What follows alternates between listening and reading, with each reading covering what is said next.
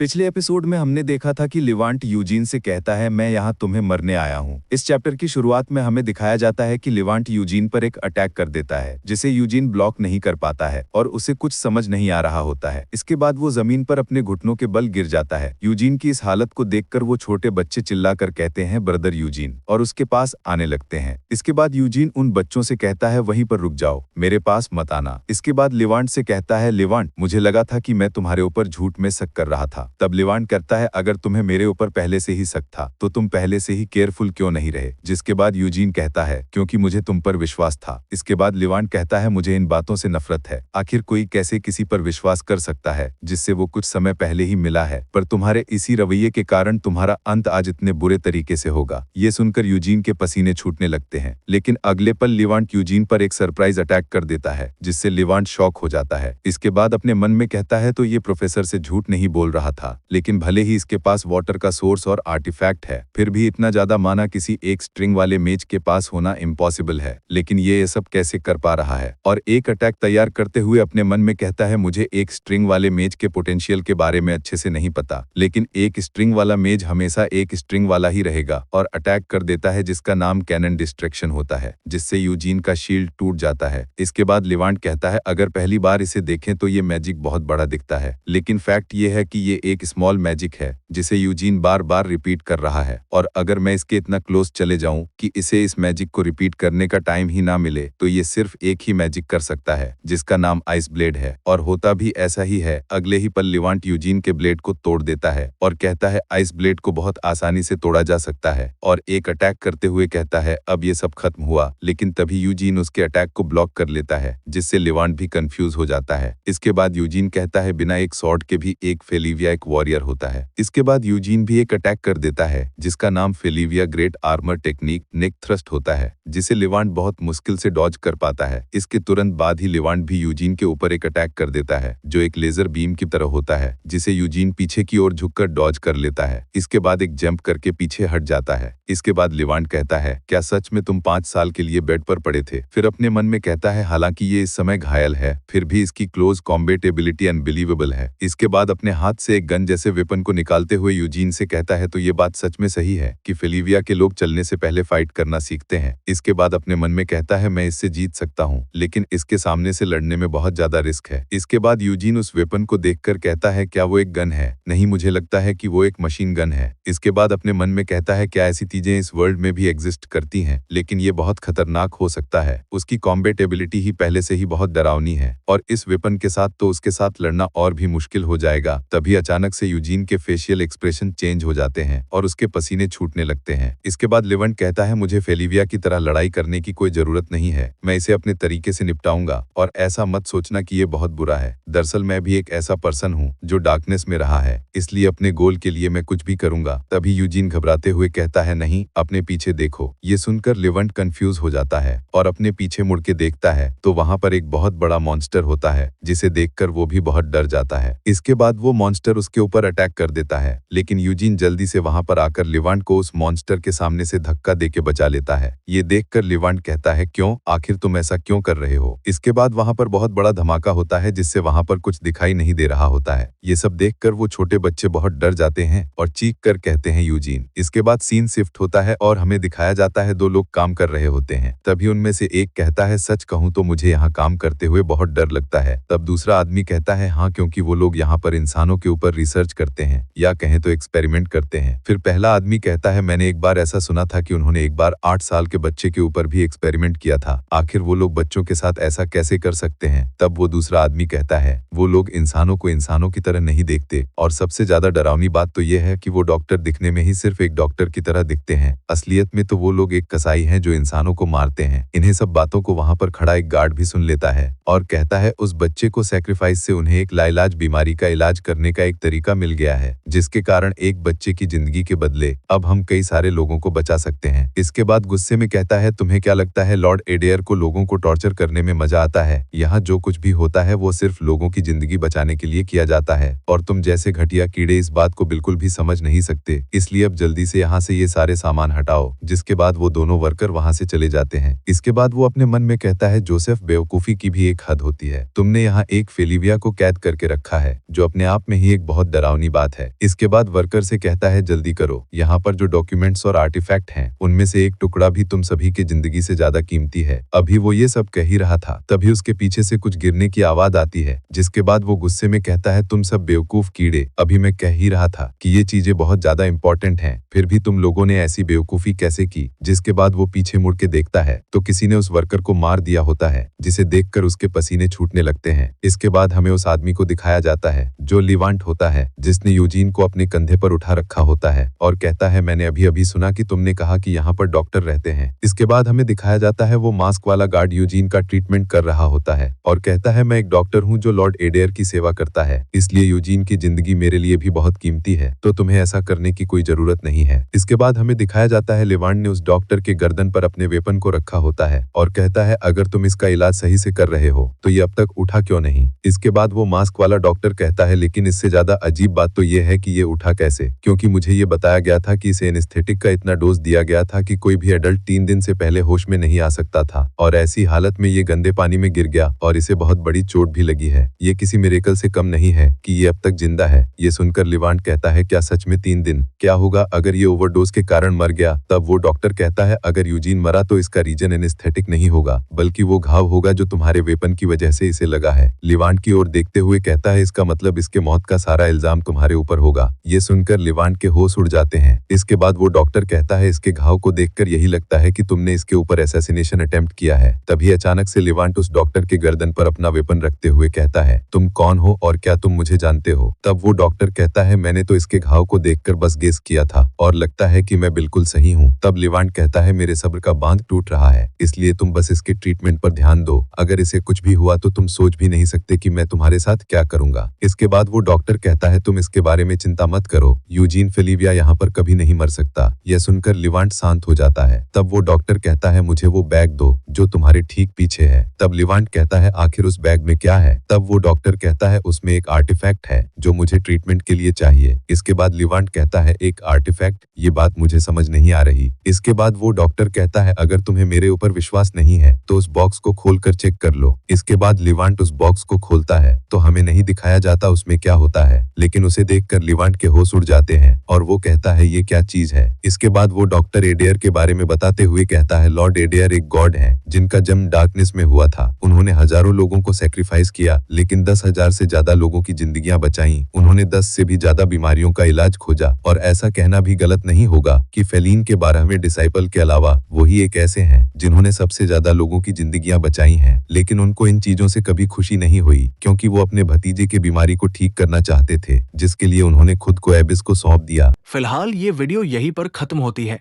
अगर वीडियो अच्छी लगे तो वीडियो को लाइक करें, चैनल को सब्सक्राइब करें। मिलते हैं एक और नए वीडियो में, तब तक के लिए बाय बाय।